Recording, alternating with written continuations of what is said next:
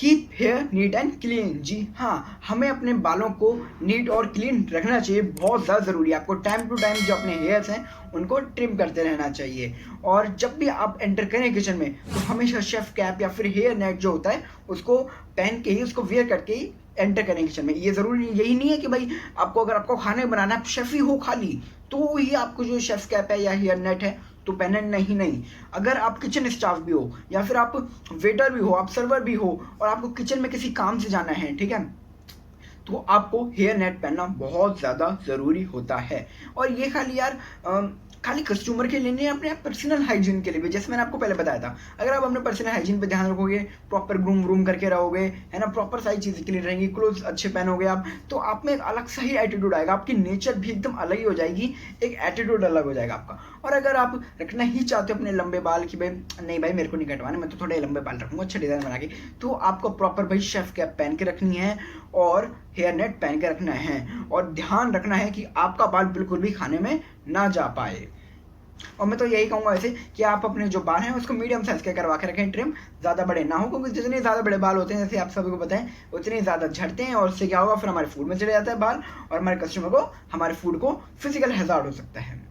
अब हम बात करते हैं कि हमें हाथ का कब धोना है। देखिए, एक तो सिंपल बेसिक सी चीज़ है कि जब भी आप ब्रेकफास्ट को जाओ, लंच को जाओ, डिनर को जाओ, जाते टाइम हाथ धोने हैं, खाना खाने से पहले और खाना खाने के बाद भी आपको अच्छे से हैंड वॉश करके आना है। और अगर आपको नहीं पता कि हमें कितनी देर हाथ धोने चाहिए, तो मैंने उसके लिए एक शॉर्ट बना रखा है, यहाँ पे मैं आपको आई बटन का लिंक दे दूँगा, जल्दी से जाइए उसको देख डालिए, है ना। पहले वीडियो देखिएगा फिर उसको देखिएगा, है ना। तो भाई आपको जो है प्रॉपर हाथ धोने चाहिए।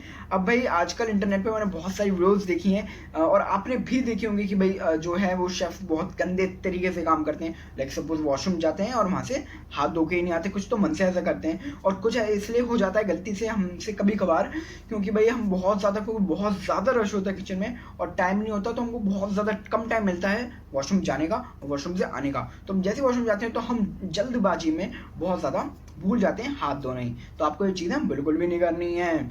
और हमेशा आपको याद रखना है कि जब भी आप कोई नॉन वेज आइटम के साथ काम करो, मेनली चिकन के साथ, है ना, या फिर किसी भी नॉन वेज आइटम के साथ, है ना, और फिर उसके बाद आप वेजिटेरियन आइटम को टच करने जा रहे हो या फिर उसको पकड़ने जा रहे हो, तो बिल्कुल भी ऐसा नहीं करना। उससे पहले आपको हाथ धोने हैं, प्रॉपर हैंड वॉश कीजिए। और अगर आपने ग्लव्स पहन के आप काम कर रहे थे नॉन वेज के साथ, तो आपको ग्लव्स चेंज करने, फिर वेजी फूड है जो उसके साथ काम करना है। ये चीज़ें, छोटी छोटी जो ये चीज़ें होती हैं, बहुत ज़्यादा आपको जो है करियर में ग्रोथ दे सकती है। और ये अपने पर्सनल एटीट्यूड, अपनी पर्सनल सेटिस्फेक्शन के लिए मेरे हिसाब से बहुत ज़्यादा ज़रूरी है। क्यों? अगर भाई आप ऐसा करेंगे कि भाई आपने चिकन को हाथ लगाया, उसके बाद बिना हाथ धोए ही आपने वेजिटेबल्स को हाथ लगा दिया, वेज वेजिटेबल्स को, तो आपको जो है वो आपको नहीं, मतलब फूड में जो है क्रॉस कंटामिनेशन हो सकता है। अगर आपको नहीं पता कि क्रॉस कंटामिनेशन क्या है, तो मैंने उसके लिए भी वीडियो बना रखा है ना, यहाँ पे मैं आई बटन का लिंक दे दूंगा। जल्दी से पहले वीडियो कंप्लीट कीजिए, फिर उसको जाके अच्छे से देख लीजिएगा और समझ लीजिएगा भाई ये क्रॉस कंटामिनेशन क्या होता है।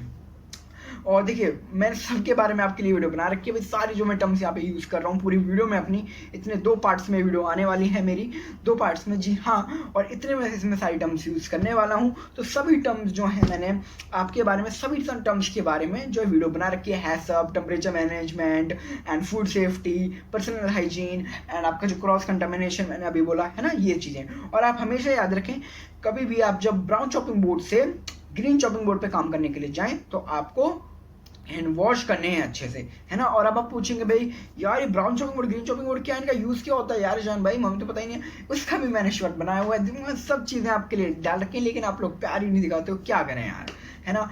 सभी चीज़ें मैंने आपके लिए डाल रखी हैं। तो वो दोनों चॉपिंग बोर्ड भाई, मतलब सभी चॉपिंग बोर्ड का क्या क्या काम होता है, क्या कलर कोड होता है, बहुत, क्योंकि सभी चॉपिंग बोर्ड्स का कलर कोड होता है कि भाई ग्रीन वेजिटेबल्स ग्रीन, इस पे कैटेगरी जो रेड होता है वो मीट से रिलेटेड, नॉन वेज से रिलेटेड होता है। तो ऐसा तो मैंने शॉर्ट बना रखे हैं, मैं आई बटन का लिंक दे दूंगा आपको, जल्दी से पहले इस वीडियो को देखिए, कंप्लीट कीजिए, फिर उसको देख लीजिएगा। नेक्स्ट जो चीज़ आती है वो है चीखना। जी हाँ, स्नीजिंग। आता हूँ मैं अभी, 1 मिनट। जी हाँ, तो मैं आ गया हूँ वापस। अब आप सोच रहे ईशान भाई क्या करने गए थे, छींकी तो हमारी थी उन्होंने, उसके बाद वो लोग क्या करने गए। देखिए मैं आपको समझाता हूँ। क्या होता है किचन में, कई बार होता है जो शेफ्स होते हैं कभी कभार बीमार पड़ जाते हैं, हम भी लोग में इंसान ही तो हैं, बीमार पड़ जाते हैं या फिर किसी कारण से छींक आ जाती है, तो हम अपने हैंड्स को यहाँ पे रख के तो छींक तो लेते हैं, जी ऐसे करके। लेकिन क्या होता है, अब हमने ऐसे छींका, ठीक है, यहाँ पे जो हमारे बैक्टीरिया निकले वो सारे हमारे हैंड्स में लग गए और उसी हैंड से हम अपने खाने को पकाने वाले बिना धोए क्योंकि शायद ऐसा करते हैं कि मतलब धोते नहीं है हाथों को, उसके बाद उससे जो है वो काम करते हुए चले जाते हैं हम, क्योंकि भाई उसी से हम फूड को टच करते हैं, उसी से हम फूड को कुक करते हैं। तो आप समझ ही सकते हैं भाई बैक्टीरिया ट्रांसफर तो होना ही होना है। जैसे कि अभी आपने देखा मेरे को छींक आई, तो मैंने जल्दी से गया हैंड वॉश किया वॉश बेसिन में, फिर मैं आया और आपके लिए वीडियो कंटिन्यू करी। ये होना चाहिए, ठीक है।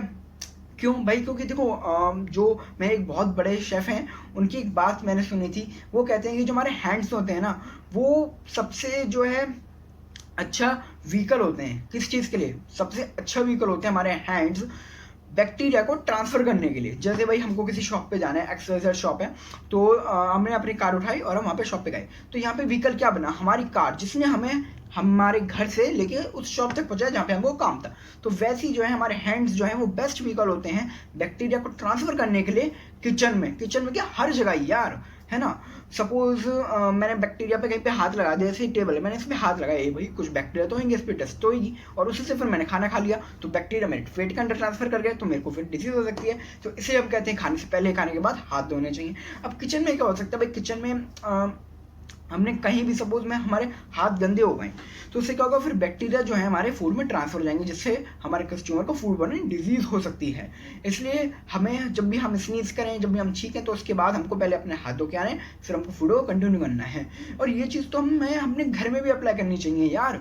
मतलब ये समझिए ना, जो हमारे किचन में जो मेन चीज़ जिससे हम काम करते हैं वो ना हैंड्स से तो है। हम हैंड्स के बिना कुछ कर ही नहीं सकते, और इन्हीं हैंड्स में अगर बैक्टीरिया आ जाएंगे और उसी से अगर हम फूड कुक कर लेंगे, तो फिर क्या ही बचा, फूड ट्रांसफर होने से तो कोई रोक ही नहीं सकता। और लेकिन अगर आप इन चीज़ों का पालन करें, अपने हैंड्स को या proper time to time wash करते रहें, उनके साथ ध्यान से काम करें, ग्लव्स पहन के काम करें, तो ये मेरी गारंटी है कि भाई 70 to 80% ना जो बैक्टीरिया ट्रांसफर के जो चांसेस होते हैं, या क्रॉस कंटामिनेशन के जो चांसेस होते हैं, या डिसीजेस, ये फूड बॉर्न डिसीज के जो चांसेस होते हैं, वो चले जाते हैं।